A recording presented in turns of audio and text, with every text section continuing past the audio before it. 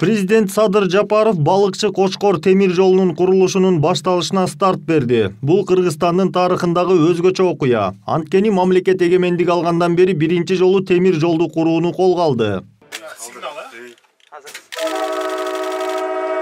Балыкчы станциясынан көмүр кенине чейинки курулуучу темир жол Кыргызстандын эли үчүн, мамлекет үчүн экономикалык жактан кыйла пайдалуу болот.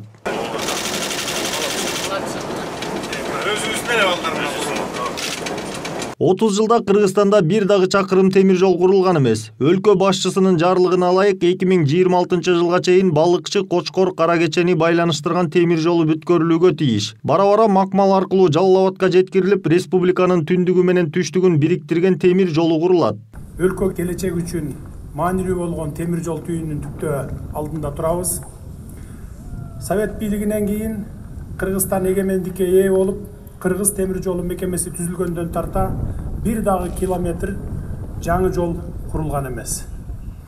Андыктан баарыңыздарды бүгүнкү темир жол тармагынын өнүгүшүндө жаңы багыт, жаңы саамалык чоң кубаныч менен куттуктайм.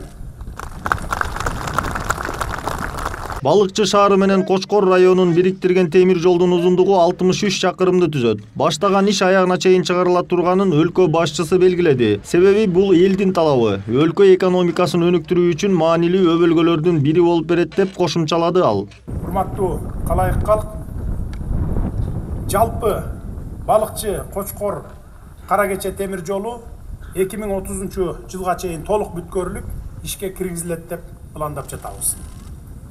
Бара-бара андан ары уланып, Макмал аркылуу Жалал Абадка жеткирип, түндүк-түштүк темир жолун бириктиришибиз зарыл болуп турат. Мына ошондо гана бул жол Кыргызстаныбызга толук кандуу иштеп, пайда берип турган жол болот.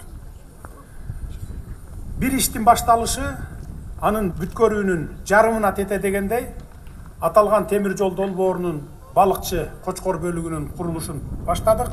Кудай буюрса, баштаган ишти аягына чыгарабыз. Буга чейин Каракечеден көмүр балыкчыга чейин унаалар менен алынып келинчү. Темир жолу ишке кирсе Борбор калаага жана өлкөнүн түндүгүнө түз жеткирилет. Муну менен мамлекет көмүр ташууда каражатты аз сарптайт. Биринчи кезекте күз-кыш мезгилинде Бишкек шаарынын калкын жана жылуулук электр борборун көмүр менен камсыз кылуу оңойго турат. Ошондой эле экологиялык коопсуздукту камсыздайт.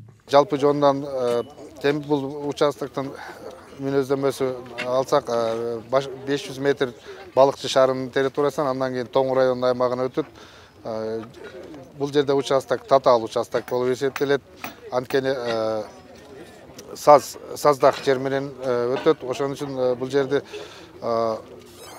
жеке долбоорлоо ыкмасы менен долбоорлонуп жер тилкесин саздын катмарын алып салып 3,5 метр тереңдикке чейин андан кийин таштарды төгүп туруп курулуш башталды.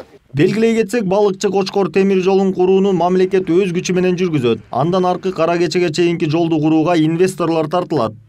1941 жылы балыкчы Бишкек Рыбачанда темир жолу курула баштаган. 10 жылда Бишкектен ал убакта Фрунзеле Рыбачы шаарына келип темир жол ошо боюнча токтоп калды эле.